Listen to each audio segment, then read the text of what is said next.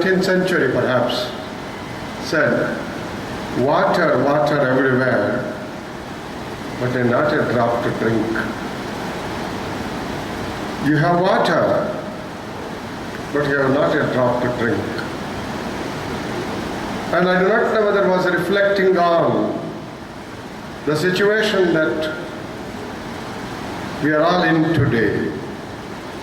We have enough and more resources, but we do not know how to make utilize of them.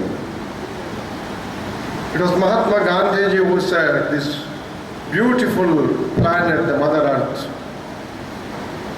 has everything for our need, but nothing for our greed.